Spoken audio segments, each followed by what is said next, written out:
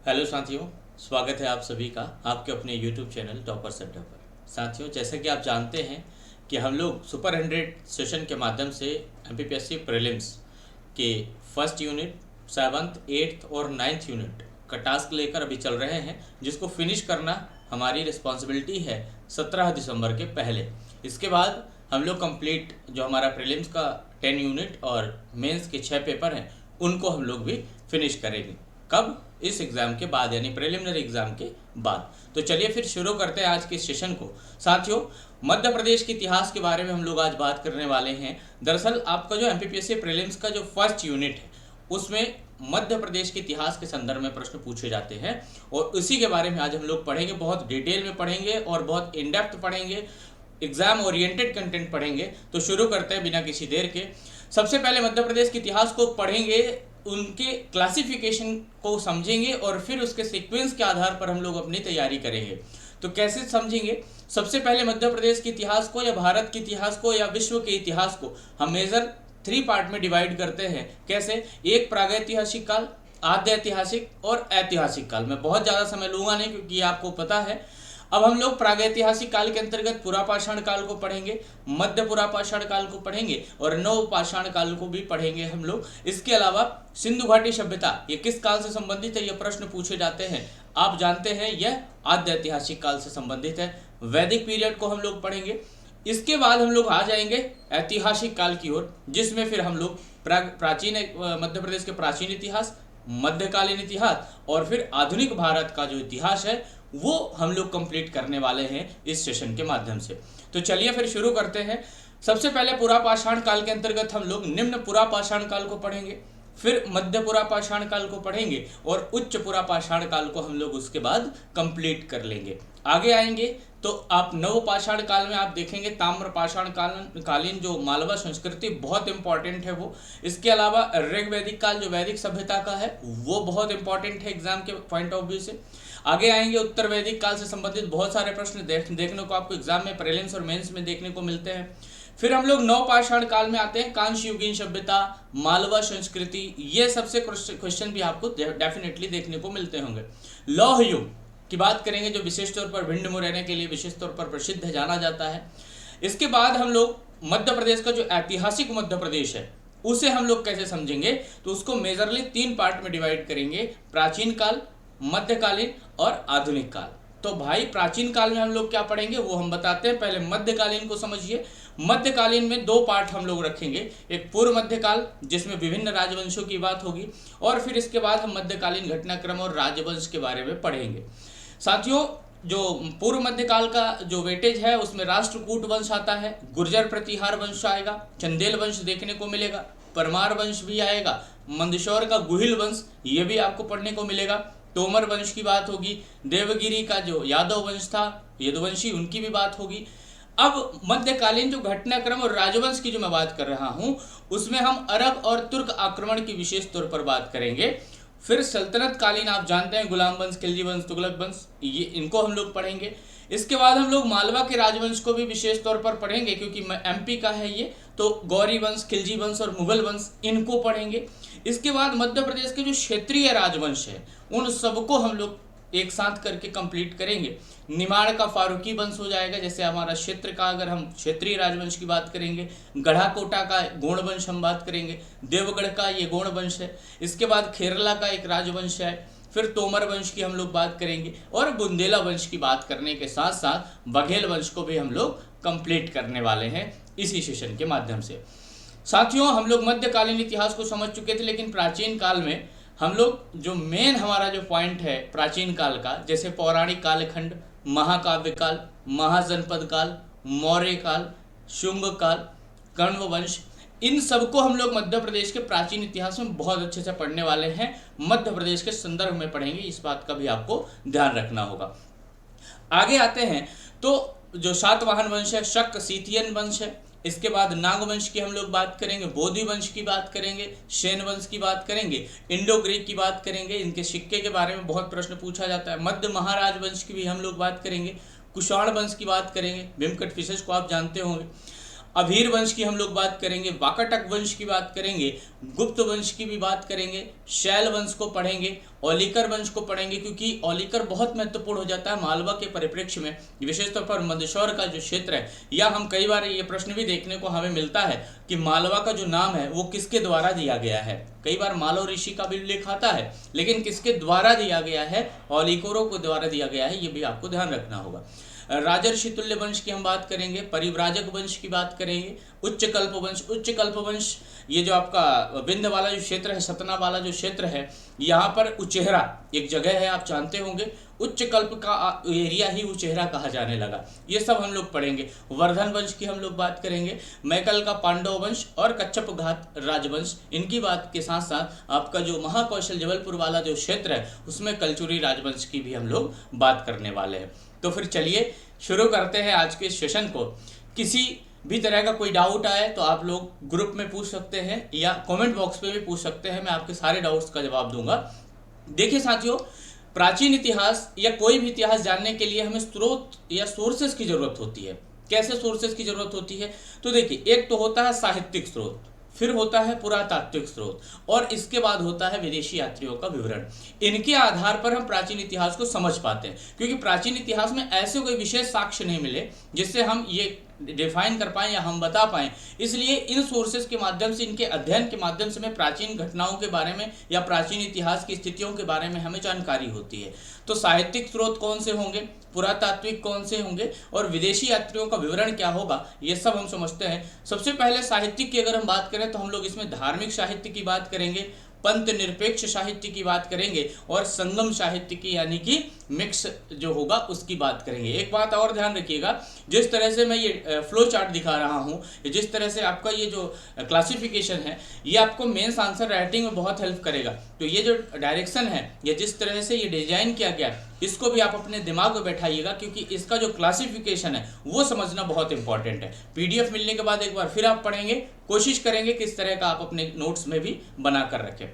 आगे आइए, पुरातात्विक स्रोत में हम लोग पढ़ेंगे चित्र और मूर्तियों के बारे में, उत्खनन से प्राप्त लेख, अभिलेख, शिलालेखों के बारे में, सिक्के जो प्राप्त होते हैं विभिन्न क्षेत्रों से, विभिन्न राजवंश के, उनके बारे में, और स्मारक जो मिलते हैं उनसे हम लोग पुरातात्विक स्रोत के माध्यम से भारतीय इतिहास या प्राचीन भारतीय इतिहास को समझने का प्रयास करेंगे। शिलालेख भी हैं। और अब हम आते हैं विदेशी यात्रियों के विवरण पर। तो विदेशी यात्रियों के विवरण में आप जानते हैं बहुत सारे विदेशी यात्री आए थे जिन्होंने भारत के संदर्भ में कुछ न कुछ बात कही है, किसी न किसी माध्यम से, चाहे आत्मकथा के माध्यम से कही हो या किसी अन्य साहित्य लेखन के माध्यम से उन्होंने अपनी बात कही हो। ग्रीक यानी यूनानी लेखकों ने बहुत कुछ लिखा है, चीनी लेखकों ने भी लिखा है, मुस्लिम लेखक भी रहे हैं। तो इस तरह से ये जो लेखक हैं, इनकी जो लेखनी है या इनकी जो रचनाएं हैं, उनको पढ़ के तो कौन कौन सी रचनाएं या कौन कौन से लेखक हैं जिन्होंने प्राचीन भारतीय इतिहास में प्रकाश डालने का काम किया है, ये सब हम लोग यहाँ पर कंप्लीट करने वाले हैं। धार्मिक साहित्य में हम लोग साथियों, धार्मिक यानी किसी धर्म विशेष से संबंधित वैदिक एवं ब्राह्मण साहित्य, जैसे उदाहरण के तौर पर बौद्ध साहित्य, आगे आएंगे जैन साहित्य, इसके बाद जो हमारे पंथ निरपेक्ष साहित्य की अगर हम बात करते हैं तो गैर ऐतिहासिक साहित्य, फिर इसके बाद ऐतिहासिक साहित्य, और जब संगम साहित्य की हम बात करते हैं तो अहूम प्रेम जैसे जो साहित्य हैं वो हमें क्या करेंगे, प्राचीन इतिहास के बारे में जानकारी प्रदान करेंगे। ये पुरम युद्ध, ये सब कुछ हम लोग बहुत अच्छे से पढ़ने वाले हैं। ये एक तरह का क्लासिफिकेशन है, यानी एक वर्गीकरण है इतिहास का, जिससे आपको एक आइडिया होगा कि हम लोग कितने सिस्टमेटिक तरीके से और कितने डेप्थ में पढ़ने वाले हैं। धार्मिक साहित्य में क्या क्या आएगा, वैदिक एवं ब्राह्मण साहित्य, बौद्ध साहित्य, जैन साहित्य, फिर इसके बाद वैदिक और ब्राह्मण में वेद आएगा, ब्राह्मण आएगा, आरण्यक आएगा और वेदांग आएंगे। ये पढ़ेंगे। उपनिषद को भी हम लोग कवर करेंगे, सूत्र भी पढ़ेंगे। तो ये सब कुछ स्मृति ग्रंथों के माध्यम से भी हम जानकारी प्राप्त करेंगे। पुराणों को हम अध्ययन करेंगे, महाकाव्य और रामायण महाभारत काल से संबंधित कुछ जानकारियाँ जो हमें मिलती हैं उनकी भी हम लोग बात करेंगे। बौद्ध साहित्य तो आप जानते हैं, त्रिपिटक के बारे में जानेंगे, जातक, और इसके बाद पाली भाषा के जो ग्रंथ है उन सबको हम लोग क्या करेंगे, पढ़ने वाले हैं। सांस्कृतिक साहित्य की हम लोग बात करेंगे, और अन्य भी जो बौद्ध साहित्य से संबंधित या अन्य जो भी हमें ऐसे जो रचनाएं हैं जो हमारे इतिहास पे प्रकाश डालती हैं, उनकी घटनाओं के बारे में जानकारी प्रदान करती है, उन सबको हम लोग बहुत अच्छे से पढ़ने वाले हैं। जैन साहित्य की अगर हम बात करें तो अंग, उपांग और प्रकीर्ण, इन सबको भी हम लोग बहुत अच्छे से समझने वाले हैं। इनमें किसका उल्लेख मिलता है और मध्य प्रदेश का क्या संदर्भ है उसमें। छेदी सूत्र और अन्य की बारे में भी बात करेंगे हम लोग।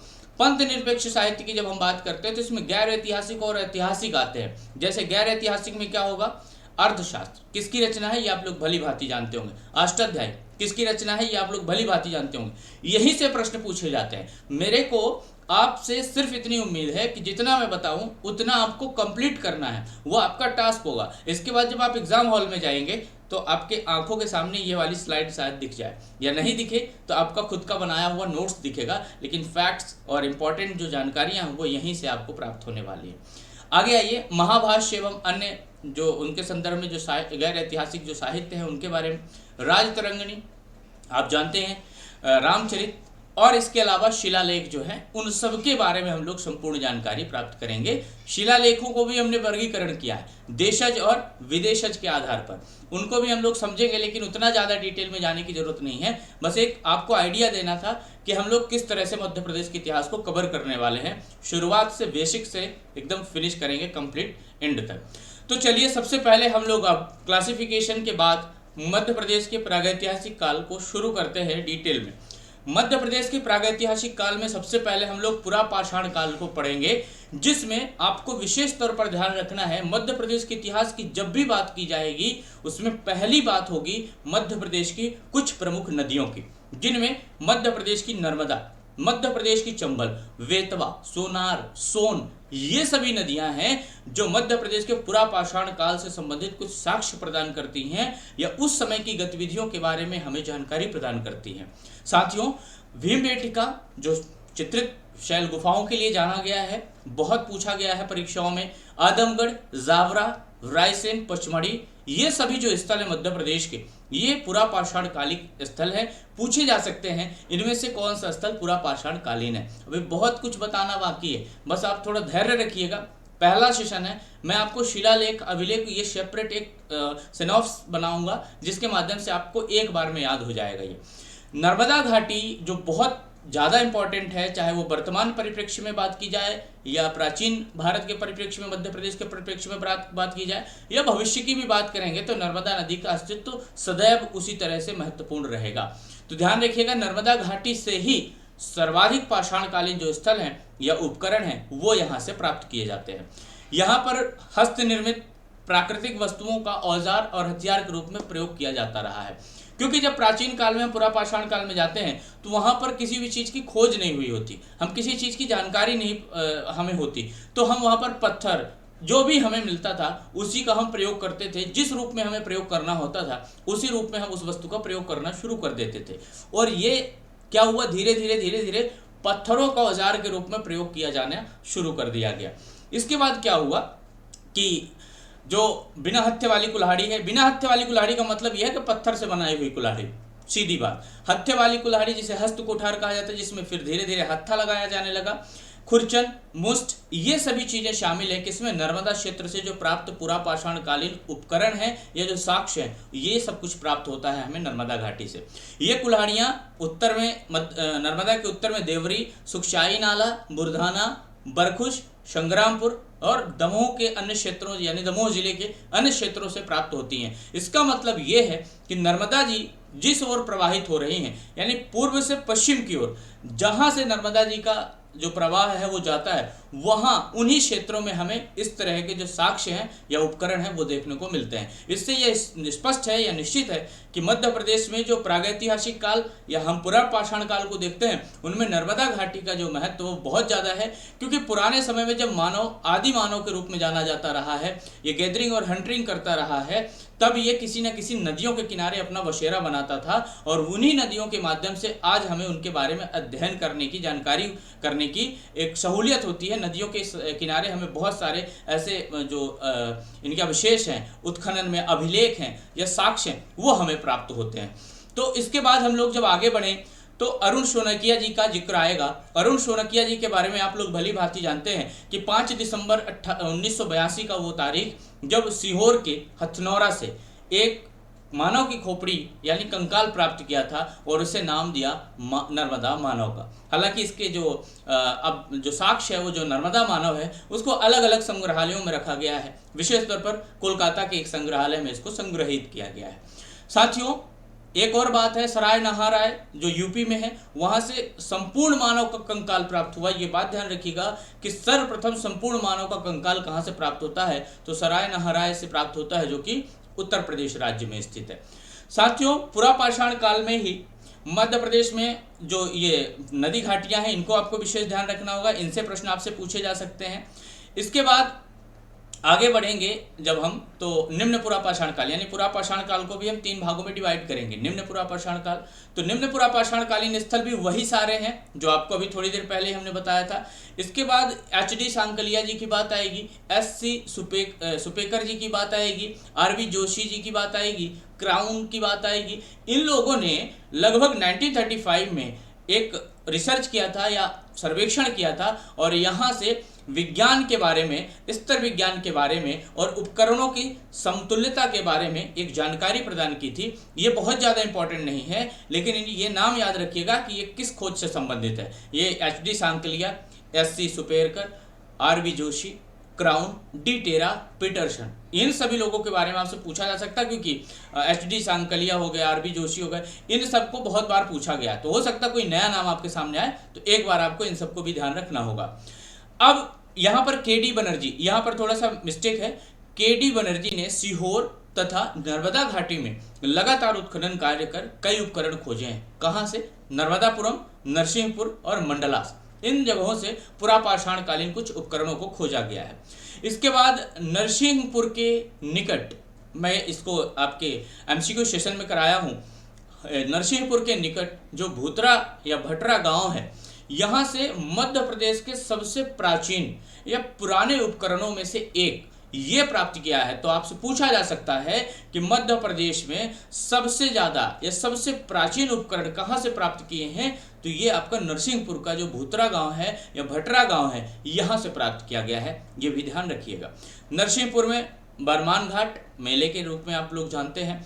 ऊपरी नर्मदा के अमरकंटक से लेकर हरदा के मध्य, ये अमरकंटक और हरदा के बीच जो नर्मदा नदी का प्रवाह है, इन क्षेत्रों में जैसे जबलपुर का क्षेत्र है और अन्य क्षेत्र है, यहाँ से स्तनधारी पशुओं के जीवाश्म प्राप्त होते हैं। तो इससे हमें मध्य प्रदेश में निम्न पुरापाषाण काल के बारे में जानकारी होती है कि कौन कौन से स्थल थे जो निम्न पुरापाषाण काल में लोगों के द्वारा यहाँ पर रहा गया या यहाँ पर अपनी बस्ती बसाई गई या पशुपालन या किसी भी तरह की गतिविधियाँ की गई। वो सारी जानकारी हमें किसी न किसी नदी के किनारे प्राप्त होती है, नदी घाटी के किनारे प्राप्त होती है। याद रखिएगा, इंपॉर्टेंट फैक्ट है, हथनौरा से दरियाई घोड़ा का जीवाश्म प्राप्त हुआ है। नमदिकश कहा गया है। नमदिकश एक तरह से साइंटिफिक नेम कह सकते हैं, एक वैज्ञानिक नाम कह सकते हैं। महेश्वर के दुर्काड़ी नाला में जार आर्मोन ने उत्खनन किया है और यहाँ पर कई उपकरण खोजे हैं। लगभग 100 उपकरणों की संख्या बताई जाती है। बेतवा घाटी की जब हम लोग बात करें तो बेतवा घाटी में वी.एस. वागड़कर जी, आप इनके बारे में बहुत अच्छे से भलीभांति परिचित होंगे, भूगर्भवेत्ता हैं। भीमबेटिका से वयस्क मानव यानी वयस्क होमोसेपियंस के अवशेष खोजे हैं। किसने? वी.एस. वागड़कर ने। सिंह और खत्री के द्वारा भी बेतवा नदी में सर्वेक्षण किया गया और पुरापाषाण कालीन उपकरण इनके द्वारा उत्तर प्रदेश की सीमा से लगा ललितपुर क्षेत्र से प्राप्त किया गया है। भीमबेटिका के एक शैलाश्रय की जब वहाँ की चित्रित जो गुफा है वहाँ पर जब उसकी चित्रकारी देखा गया, उसमें एक कपनुमा गड्ढा दिखा। इससे एक अंदाजा वैज्ञानिकों ने लगाया, हमारे इतिहासकारों ने लगाया कि होमो प्रजातियों के सदस्यों के द्वारा रची गई कला का सबसे प्रारंभिक उदाहरण भीमबेटिका से ही प्राप्त होता है। तभी यह बार बार परीक्षाओं में भी पूछा जाता है, क्योंकि होमो प्रजातियों के सदस्यों के द्वारा प्रारंभिक रूप से या ऐतिहासिक रूप से अगर रची गई कोई प्रारंभिक जो इतिहास के बारे में उदाहरण मिलता है, वो परीक्षा में बहुत इंपॉर्टेंट हो जाता है और यही कारण है कि भीमबेटिका बार बार परीक्षाओं में पूछा गया है। सोनार घाटी की जब हम बात करेंगे तो आर.वी. जोशी द्वारा सोनार, कोपरा, ब्यारमा इन घाटियों में खोज की गई और 3 युगों के उपकरण मिले हैं। इनमें जो क्षेत्र हैं जहां से उपकरण प्राप्त हुए हैं वो घाघरा, हरट, नरसिंहगढ़ और मारियादो, इन क्षेत्रों से हमें सोनार घाटी के जो अवशेष हैं या उपकरण हैं वो हमें प्राप्त होते हैं। सोन घाटी की अगर हम बात करते हैं तो सोन घाटी निशार अहमद के द्वारा खोजा गया था। या उत्खनन कराया गया था। ये बहुत इंपॉर्टेंट है। क्षेत्र और उत्खननकर्ता का नाम विशेष ध्यान रखिएगा, और कुछ भी ध्यान रखिए या ना रखिए, कभी कभी पेयर मिलाने के लिए प्रश्न आता है। सोन घाटी से निसार अहमद को आप याद रखेंगे कि निसार अहमद जी के द्वारा सोन घाटी में उत्खनन या खोज की गई थी।